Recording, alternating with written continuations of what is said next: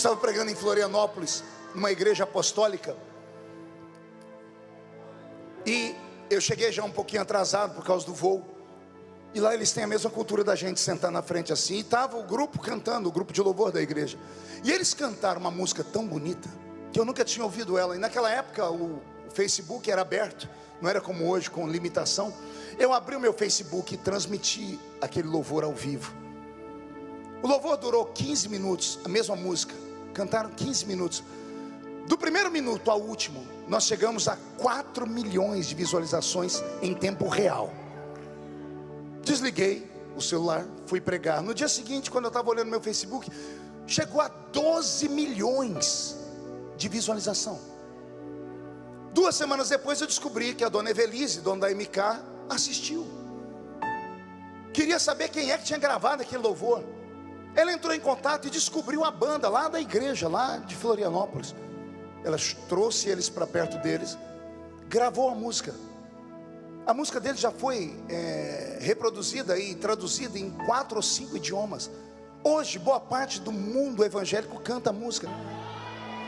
Uma única letra. E eles explodiram no mundo inteiro. É disso que eu estou falando. Por isso que eu disse que eu não quero falar para normais, porque os normais não acreditam nisso. É como alguém sozinho ganhar na Mega Sena da virada. É disso que eu estou falando. Há um bilhete premiado para você nessa noite. Eu não deixei a minha igreja onde eu pastoreio. Ontem foi o casamento da minha filha, podia estar curtindo com a minha família. Eu vim para cá cumprir uma missão. Eu não vim aqui rever amigos, embora eu seja feliz em vê-los. Eu vim aqui para trazer um recado do céu para você. 2024 vai ser o ano da virada na sua história. Mas ele só vai virar se você nesta noite, junto comigo aqui, provocar Deus. Como é que eu provoco Deus, pastor? Esquece as suas tragédias por um momento. Por um momento esquece as suas tragédias. Por um momento esquece que deu tudo errado. Por um momento, só por um momento, comece a dar a Deus louvores. Por um momento esquece tudo que você está passando. Feche os seus olhos e diz assim: Senhor, eu não tenho tudo que eu quero, mas eu tenho tudo que eu mereço. O Senhor não me deu tudo que eu tenho, mas o Senhor tem me dado tudo que eu preciso. Somente por um momento. É um culto de domingo. Ele esperou a semana inteira para te ver. Na frente da televisão, vendo o seu time de futebol, você grita e pula. Nos dias de festa você se alegra. Aí chega aqui na casa do Senhor, você se tranca. Você não pode ser um profissional. Você tem que ser alguém sensível, um adorador de verdade. Você tem que adorar a Deus acima de tudo e acima de todas as circunstâncias. Se Deus encontrar alguém aqui capaz de dizer: Ele deu, Ele tirou, bendito seja o nome do Senhor, o céu vai se abrir e Deus vai ungir a sua mente. Na década de 1980, aqui no Brasil, um fazendeiro lá em Minas Gerais, irmão nosso, cheio do Espírito Santo, recebeu a visitação de um amigo que veio lá do Texas, um outro fazendeiro crente pentecostal, que eles se conheceram numa reunião da Adonep. E ele foi mostrar a fazenda dele, que era muito grande, o gado, e o gringo americano foi amando tudo. Quando terminaram de ver e voltaram para a casa grande, o gringo sentou na cadeira lá, cruzou a perna e começou a tirar carrapicho da perna. Quem sabe o que é carrapicho aqui? Braquiária. Carrapicho que é um negócio cheio de espinho. E o brasileiro ficou tão incomodado que disse assim: ó, você me desculpa, eu te levei para um lado que só tinha mato. Na minha terra nasceu essa desgraça aí, ó, essa braquiária. O texano era mais crente, falou assim para ele: não murmure, Deus não faz nada sem sentido e nem sem propósito. O americano disse para ele: você tem que começar a enxergar Deus em tudo, até nas provas. O americano disse: eu vejo Deus nesse carrapicho. O brasileiro não entendeu. O americano pediu uma caixinha de fósforo vazia, guardou aquele espinho e levou embora. Passou uns 2, 3 anos. Ele estava lá mexendo nas coisas dele nos Estados Unidos. Ele achou a caixinha. Ele achou a braquiária lá, o carrapicho. Ele foi pegar, quando ele encostou o dedo, furou o dedo dele. Depois de anos ainda estava duro aquilo. Ele foi lá no escritório dele, ele tinha um microscópio, ele colocou no microscópio e começou a puxar a lente, a olhar, e começou a fazer anotações. Depois de 3 meses, esse homem patenteou um produto, que até hoje, o que ele ganha dormindo por dia, todos nós aqui dentro, trabalhando o ano inteiro, não ganhamos. Ele inventou o velcro. Quem já ouviu falar do velcro? A juventude mais nova não deve conhecer. Dá um Google, você vai descobrir o que é velcro. É um negócio que faz tira, ele cola. O velcro. Quem inventou o velcro? Um americano que veio no Brasil, na terra de um crente que já era rico, que podia ter ficado milionário, mas olhou para aquele negócio e amaldiçoou. Olha só, o que foi maldição para um, para o outro, foi a maior bênção da vida dele. O que foi que aconteceu na vida daquele americano? Ele teve uma ideia. Eu vou insistir nesse assunto. Deus quer virar a sua vida. Não, vou falar de novo. Deus quer mudar a sua história, o seu casamento. Deus quer mudar a sua vida profissional, sua vida financeira. Deus quer mudar até a sua vida espiritual. E tudo isso, basta que Deus toque na sua mente, como Ele tocou na mente de Daniel. Alguém acredita que Deus pode fazer isso aqui? Então agora não dá um grito não, dá um berro de glória a Deus, por favor. Isso, abale as estruturas. Mas preste atenção, quando Deus tocou o cérebro de Daniel e expandiu os neurônios dele, dando a ele um QI acima da média, no mesmo cérebro, e eu não sei se você sabia que nós temos aqui, no alto do cérebro, no alto do nosso cocoruto, um aparelhinho chamado cerebelo. No nosso cerebelo estão armazenadas todas as nossas memórias. Alguns seres humanos são tão incríveis que eles conseguem armazenar memórias intrauterinas. Aí não sabe por que sofre, aí é só o psicólogo para resolver, porque tem coisas armazenadas aí dentro. Eu descobri, lendo a Bíblia Sagrada, estudando profundamente, que o espírito humano, ele está alojado no nosso cerebelo. O espírito que Deus te deu está alojado aqui, porque o espírito é a nossa parte intelectual, é a nossa psique. Espírito não é alma, você sabe disso. A palavra vai na divisão da alma e do espírito. O que é alma? Emoção. O que é espírito? Razão, intelecto. A alma passa e termina, o espírito é eterno. Animais têm alma. Já chegou em casa e viu o seu cachorrinho? Quando ele te viu depois de 2, 3 dias, ele começa a abanar o rabo, abanar o corpo. Tem cachorrinho que faz xixi para tudo quanto é lado. Por quê? Alma, emocionado. Está escrito, o Senhor fez os animais racionais, alma vivente. Mas o ser humano não é só alma, ele é espírito. Para Deus tocar no espírito, para Deus tocar na sabedoria de Daniel, Deus tocou no pacote completo. Deus tocou na sabedoria e na sensibilidade dele. O que Deus quer fazer na sua vida não vai apenas mudar a sua vida material, vai dar um upgrade na sua vida espiritual também.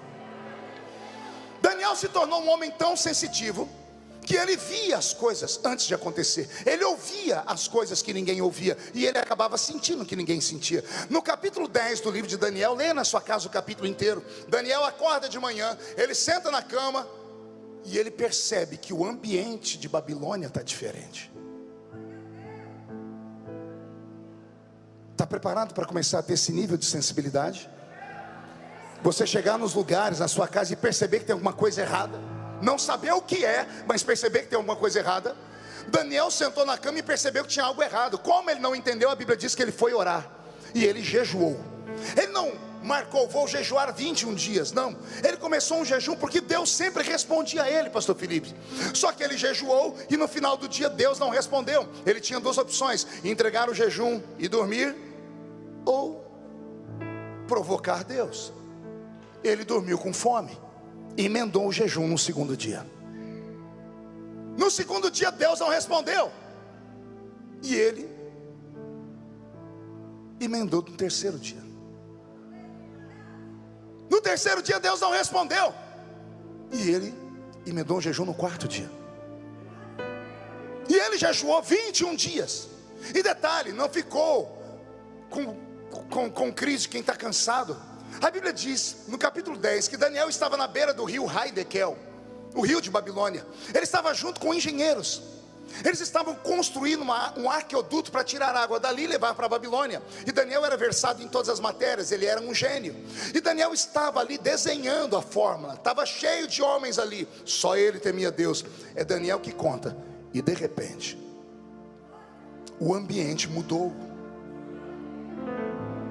O ambiente mudou tanto que aqueles que estavam comigo não viram, não ouviram, mas saíram correndo.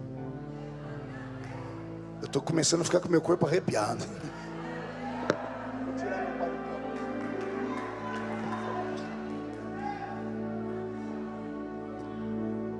Deus geralmente fala com o profeta de madrugada. Era 2 horas da tarde, o sol estava quente. Raramente você vai encontrar um anjo vindo falar com alguém de tarde, a não ser com Abraão. Mas no Novo Testamento tem a presença de anjos raríssimas vezes aparecendo de manhã. Era 2 horas da tarde. Daniel estava lá com os homens. Ele percebeu, quando ele percebeu, os homens não viram nada, saíram correndo. E Daniel não teve força, porque quando ele olhou para um lado, ele viu um homem de branco. Daniel desenhou ele, disse que o cabelo dele era prateado, o rosto dele era de bronze, os olhos eram como tochas de fogo, suas vestes eram de um azul turquesa. É 2 horas da tarde, o sol está quente. Daniel está tendo visagem ou visão? Vertigem ou o quê? Você vai descobrir agora para que serve o jejum. Eu comecei isso no primeiro culto. O jejum mortifica a carne. E quanto mais morta está a sua carne, mais vivo está o seu espírito. Deus criou mundos paralelos. Não existe apenas o nosso mundo, existem vários mundos. O apóstolo São Paulo diz que conheceu um homem, que ele não queria dizer, nem assumir que era ele, que foi até o 3º céu. Em Gênesis capítulo 1, verso 1 e 2, diz que no princípio criou Deus os céus. Não foi o céu, os céus e a terra. Existem reinos paralelos. O nosso é um deles, é o reino dos homens. Existe o reino de Deus. E Deus, por acidente de percurso, teve que criar um reino para o diabo, que é o inferno. O inferno foi criado para o diabo e os seus anjos. Mateus 25. O homem só vai para o inferno porque é um tremendo de um otário, um idiota. Não aceitou o sacrifício de Jesus na cruz. Não precisa fazer muita coisa, aceitar Jesus como Salvador. E o ser humano não quer, então vai lá morar com Satanás e o capiroto. Existem mundos paralelos. O apóstolo São Paulo, falando com a igreja de Corinto sobre como tem que ser perfeito o culto, ele começa no capítulo 11, 12, 13 e 14. Os 4 capítulos falam do culto. Ele começa dizendo assim: quando vocês se ajuntam, nada acontece. Mas quando vocês se ajuntam, e uns têm salmos, louvores, e outros têm testemunho e palavra, vocês saem da terra e entram nas regiões celestiais. E aí ele diz: e as senhoras tomem cuidado, porque os anjos estão dentro da igreja. Lembram disso? No capítulo 11, que os nossos pais fizeram as mulheres sofrer por causa do cabelo. Paulo vai dizer lá: todo mundo só presta atenção no cabelo, porque não prestou atenção nos anjos. Paulo estava dizendo: os anjos estão aí entre vós. Eu estou numa Assembleia de Deus. Alguém acredita que tem anjos aqui dentro? Sério? Se os anjos estão aqui, então quer dizer que há uma presença divina entre nós. O céu está aqui entre nós. O anjo do Senhor acampa ao redor daquele que o teme e o livra do mal. Se o céu está aqui, por que nem todo mundo sente? Porque estou vendo aqui uma irmã chorando ali, e estou vendo outro ali abrindo a boca de sono. Qual a diferença dessas duas criaturas? É simples. Uma criatura mortificou a carne, o espírito dela transcendeu. A outra criatura deve alimentar tanto a carne dela, que nem se Jesus falar no ouvido dela, ela acredita que ele está falando. Os nossos pais na fé não construíram esta linda igreja, esse lindo monumento, esse grande ministério, porque eles eram inteligentes e bonitos. Vocês já leram o livro Diário de um Pioneiro? Quem já leu o livro Diário de um Pioneiro aqui sabe o que eu estou dizendo. É Gunnar Ving falando: eu estava no culto em Belém, eu olhei no meio da igreja, tinha um homem, Jesus falou: estende a mão para ele. Eu estendi e o homem flutuou bem alto no ar. Olha, tem gente aí que está assim: é sério, aqui, foi aqui nessa igreja. Ele estendeu a mão e o homem flutuou no ar. O livro mais novo da CPAD, porque o meu velhinho rasgou, eu comprei um novo, tiraram a palavra flutuar. porque é muito místico, é muito escalafobético. Aí colocaram lá assim: eu estendi a mão e o homem foi erguido do chão bem alto. Por que não deixou flutuar, que mexia mais com a gente? Que dimensão de culto era essa que esses homens faziam? Por que não acontece mais no nosso meio? É simples, nós não treinamos mais o homem espiritual que está aqui dentro de nós. Eu profetizo que o sobrenatural vai envolver a igreja. Testemunhos serão contados. É claro que nem muitos vão acreditar, mas o problema é de quem não acredita. Mas que vai acontecer, vai. Porque alguns dos senhores vão fazer com que o mundo invisível se aproxime de nós de uma maneira bem violenta. Alguém acredita nessas loucuras de pregador? Dá mais um grito de glória a Deus aí então.